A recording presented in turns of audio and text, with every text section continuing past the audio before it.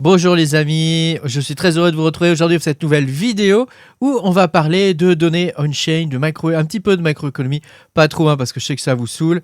Et tu vas voir que ça nous envoie des signaux qui sont quand même assez clairs. Et aussi, on va parler du compte à rebours sur le Bitcoin qui est commencé. Parce que moi je pars du principe que on est désormais à l'échéance du Bitcoin, tu vois, se rapproche. On est à 93 000 blocs avant le prochain halving et il va falloir en parler parce que les gars, ça commence à se rapprocher et je pense que ça peut être intéressant aujourd'hui de se positionner. Alors, si on regarde la volatilité des dernières semaines, on risque vraiment de passer à côté du signal, à mon avis, le plus important de cette année, pendant que beaucoup sont en train de se laisser distraire, si tu veux, par toutes sortes de bruits qui sont des bruits court terme en fait. Tu vas voir que les données on-chain et aussi la macro sont en train de nous envoyer des signaux qui sont quand même assez clairs.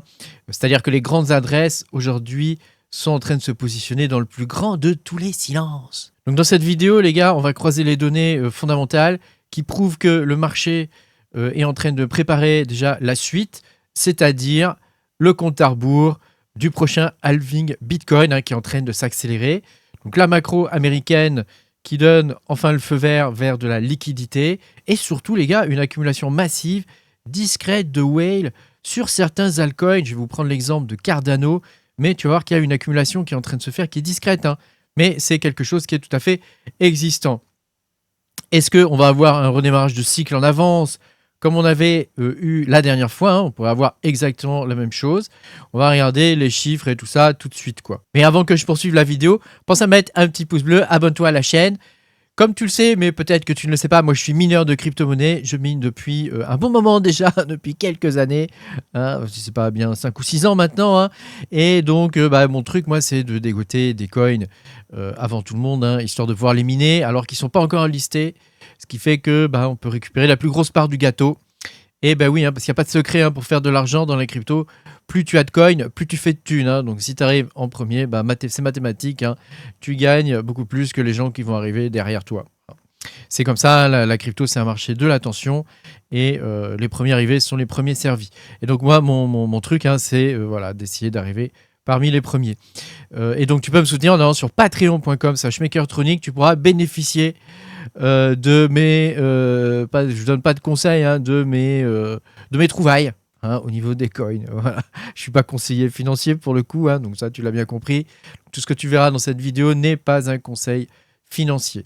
On va pouvoir commencer cette vidéo. On va commencer déjà par le roi du marché qui est Bitcoin. Donc sur l'explorateur de blocs de Bitcoin, on vient de franchir, si tu veux, une étape historique, puisque on a à peu près 93 000 blocs avant, tu vois, 93 000 blocs ici, avant le 5e halving qui est prévu normalement aux environs d'avril 2028. Et alors, ce qui est assez incroyable en vrai, c'est que 95,5% aujourd'hui des bitcoins qui existeront ont déjà été minés. Enfin, des bitcoins qui existent, ils ont déjà été minés. Donc, si tu veux, le réseau, il a dépassé le cap aujourd'hui des 20 millions de bitcoins. Donc, aujourd'hui, il reste moins de 950 000 bitcoins à miner, sachant qu'il y a une partie des bitcoins, de toute façon, qui sont morts, en quelque sorte, puisque Satoshi Nakamoto, probablement, le pauvre monsieur, est décédé. Paix à son âme. En tout cas, s'il ne l'est pas, je le salue si jamais il regarde ma vidéo. Et puis, ou peut-être même d'ailleurs, va savoir. Et puis, voilà. Donc, il reste 950 000 bitcoins sur 114 années. Donc, rendez-vous dans 114 ans. On sera tous morts, évidemment. Et donc, l'inflation interne du protocole, aujourd'hui, elle passe sous les 1%, les gars. 1% seulement. Donc, rappelle-toi ce qui s'est passé lors du cycle précédent de Bitcoin. Lors du cycle précédent, on avait eu le halving et on avait eu évidemment, t'es pas sans t'en rappeler, enfin à moins que tu découvres la crypto, on avait eu un premier on avait un premier ATH déjà, il me semble, avant le premier halving. Donc c'était quand même un truc de fou. Est-ce qu'on va revoir la même chose, parce qu'aujourd'hui il y a une émission quotidienne, si tu veux, de 450 bitcoins. Ça va tomber quand même à seulement 225 bitcoins par jour. Imagine toutes les fermes de minage, le nombre d'ASIC, de milliers, de centaines de milliers d'ASIC qu'il peut y avoir. Tout ça pour seulement 225 BTC par jour. en 2028. Donc, tu as un vent, je ne sais pas comment on peut appeler ça, c'est une force, quoi, un vent arrière structurel, quoi, qui est vraiment ultra puissant, quoi, en gros. Hein. Donc, ça va forcément, le prix va forcément monter. Alors, la rareté, évidemment, c'est pas un slogan, hein, mais c'est, à mon sens, hein, la rareté, c'est une mathématique implacable. Hein. Ça va jouer forcément en faveur des détenteurs long terme de Bitcoin. Après, pour que le moteur, justement, de cette rareté puisse fonctionner... Ah oui, ça, je t'avais préparé ça, c'était le nombre total de Bitcoin en circulation. Bon, voilà. Hein, voilà, t'as compris l'idée. Hein. Alors ça, c'est un document du US Bureau of Labor Statistics. Hein, donc, ce sont des statistiques qui sont liées à l'emploi aux États-Unis. Et tu vas voir que pour que le moteur, justement, de Bitcoin, rareté de Bitcoin, puisse fonctionner, bah, il a besoin de liquidité. Hein, il y a besoin de thunes pour que Bitcoin fonctionne. Hein. Et c'est exactement ce que viennent de nous donner en fait ce document. Hein, c'est-à-dire, en gros, il est en train de nous dire que bah, le marché de l'emploi aux États-Unis est pas bon. Alors, je ne vais pas te saouler avec la macronomique, hein, avec la macroéconomie. Hein. Seulement 57 000 emplois ont été créés en juin. Donc, si tu veux, il y a un consensus de marché normalement qui était aux environs de 110 000, 115 000 emplois créés. Là, seulement 150 000. Alors que le taux de chômage aux États-Unis, il est en train de monter. Donc, c'est un peu terrible, hein, parce qu'en vrai, en vrai, si tu veux, tu as l'impression d'être un oiseau de proie, tu vois, un oiseau de mauvais augure. Hein, parce que, évidemment, les mauvaises nouvelles pour l'emploi, eh bien, c'est paradoxal, mais c'est plutôt une bonne nouvelle pour les marchés.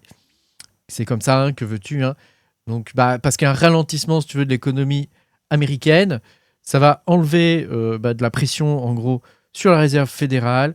Et donc, tout ce qui est rendement obligataire et le dollar sont immédiatement recalculés. Et donc, ça ouvre la voie à une détente des taux d'intérêt. D'ailleurs, ça explique hein, la remontée du Bitcoin de ces quelques derniers jours. Quoi, hein. Le marché, il s'y est évidemment pas trompé, hein, puisque juste après les jours qui ont suivi cette publication, que tu peux voir donc, sous les yeux, Bitcoin, il a validé un rebond hein, qui a ramené le prix vers les 63 500 et quelques. Hein. Bah là, on est à 63 555. Hein, donc, tu peux voir que voilà, on a un petit rebond. Hein. Bon, après, regarde bien, hein, on fait quand même des bas de plus en plus bas. Hein. Donc là, on a 3 points. Hein, donc, on peut déjà tracer une trendline. Hein. On peut relier 3 points là. Hein, hop. Voilà, donc là, on a une trendline valide hein, en bas. Bon, normalement, ça se fait en haut, hein, les trendlines baissières. Hein, mais je ne sais pas si on a les 3 points valides ici. Là. Hop, fais voir. Ah si, hein, on les a. Hein. Si, hein, regarde. Regarde. Donc bon, voilà, on a une trendline baissière quand même. Hein. Mais à mon sens, les étoiles sont en train de s'aligner, si tu veux. Hein. Alors, si tu veux savoir, en gros, si les capitaux, ils sont en train d'anticiper un redémarrage en avance du cycle, bah, faut pas regarder que Bitcoin, hein, les gars. Hein. Faut regarder là où les whales commencent à accumuler pendant que tout le monde regarde ailleurs. Et c'est exactement ce qui est en train de se passer au niveau de Cardano. Hein, donc c'est expliqué hein, ici hein, dans cet article. Hein. Et c'est un cas d'école vraiment fantastique, Cardano, à ce niveau-là. Hein. D'ailleurs, je ne sais pas si tu as miné du Night avec moi, hein, mais le Night, c'est vraiment... Hein, attends, il est où le Night? Le Night, reviens. Le Night, tu vois, regarde, tu vois qu'il est en phase d'accumulation. Hein. Bref, je tergiverse. Actuellement, donc, si on lit la presse grand public, hein, on est en plein ralentissement, tout le monde en a marre. En plus, c'est les vacances, tu vois, les transactions sur le réseau, il y a un ralentissement qui est fort, il y a un climat vraiment d'anxiété hein, en termes de gouvernance hein, sur Bitcoin. Et quand on regarde les données on-chain, bah, on peut s'apercevoir en fait que c'est complètement différent hein, de ce qui est en train de se passer. Alors, il y a 144 000 portefeuilles qui ont été créés, hein, qui ne sont pas vides, hein, évidemment, hein, parce que des portefeuilles vides, on s'en fout. Hein, mais il y a quand même, depuis le 23 juin, il y a 14 783, bon, c'est les vacances, hein, m'en veuillez pas trop, hein, qui ont été créés de wallets, quoi. Et en plus, ces portefeuilles détiennent entre 10 millions et 100 millions d'ADA, hein, donc c'est quand même pas rien. Hein. Et c'est là que tu comprends que c'est des institutionnels qui ont profité de la peur pour augmenter de façon agressive hein, leur part hein, de l'offre. Hein, et donc, ils sont passés de 37% à 38 et quelques pourcents. Donc ça, c'est une divergence d'accumulation haussière, hein, c'est un grand classique, hein. Donc l'activité de détail, si tu veux, l'activité du retail elle ralentit, pendant que les gros portefeuilles, eux, bah, ils achètent à prix cassé, hein. Pendant que toi, tu vends, eux, ils achètent, hein. Et donc le but, évidemment, hein, c'est de prendre position. Alors le night, moi, les prochaines allocations, je ne suis pas certain de les vendre, hein, parce que là, on va arriver dans une phase, comme tu peux le voir, hein, au niveau du night, hein, ici, hein, on est quand même, si on le trace là, on est quand même, tu vois, sur une... hop, regarde, hein, on est quand même là sur une sorte de range, hein. Bon, pas ouf comme range, mais on est quand même sur une sorte de range. En tout cas, il y a une zone là où on n'est pas descendu en dessous, donc c'est plutôt intéressant. À voir comment on peut se positionner aujourd'hui sur le night. Moi, pour l'instant, j'ai mes allocations, donc je suis plutôt content parce qu'on a 4 allocations sur le night, hein. J'en ai déjà vendu 2. Je pense que les 2 suivantes, je vais peut-être les conserver, je ne sais pas encore, hein. Ça dépend comment ça dépend de la tournure des événements, hein. Il faut pas prévoir des trucs à l'avance, hein. Tu entends souvent des youtubeurs dire oui, prévois ta stratégie bien à l'avance. Non, faut fonctionner à l'intuition, regarder comment les trucs s'agencent, etc. Et à ce compte-là, après, tu décides au fur et à mesure si tu vends ou pas ton allocation, par exemple, hein. Donc là, si tu veux, si je résume, hein, on a quand même un alignement parfait en phase ascendante, un début, hein, de phase ascendante au niveau de Bitcoin.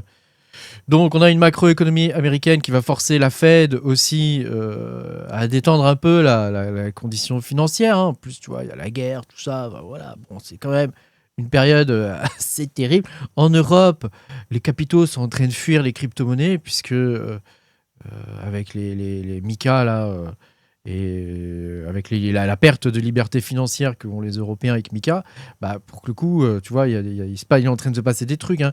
Il y a comment ça s'appelle, sur Binance, hein, il y a 1,2 milliard, hein, qui ont été retirés de Binance, hein. Donc ça, bon, ça paraît logique, hein, évidemment, hein, mais voilà, il faut bien comprendre qu'aujourd'hui, on est quand même dans une situation assez particulière, hein, où c'est très difficile de prévoir l'avenir. Néanmoins, on peut voir qu'il y a des signaux on-chain d'accumulation massive sur certains altcoins. J'ai pas regardé pour Kaspa, mais ça pourrait être intéressant aussi de regarder au niveau de Kaspa ce qui est en train de se passer. Parce que ce sont des altcoins quand même qui sont à fort potentiel. Tu vois bien que avec le Night, par exemple, qui est arrivé sur Cardano, bah voilà, c'est quand même... c'est pas une blockchain qui est morte, quoi. C'est ça que je veux dire. Et surtout, la question qu'il faut se poser, c'est est-ce que le grand bull run, hein, va commencer en avance par rapport au calendrier théorique de 2028, parce que les données aujourd'hui nous montrent en tout cas que les gros capitaux sont pas en train d'attendre la dernière minute, hein, pour faire les courses, quoi. Tu vois ce que je veux dire, hein. Donc, est-ce que toi, tu vas profiter aussi de cette période pour accumuler pendant l'été? Souvent, c'est un bon moyen d'accumuler l'été parce qu'il y a peu de volume, tout le monde se fait chier. D'habitude, les prix partent en couille, donc c'est plutôt pas mal pour accumuler. Voilà. Enfin après, moi, voilà, c'est ce que j'en dis, hein. Pense à mettre un petit pouce bleu, abonne-toi à la chaîne, et puis moi, je te dis à bientôt, hein, pour de nouvelles aventures. Salut!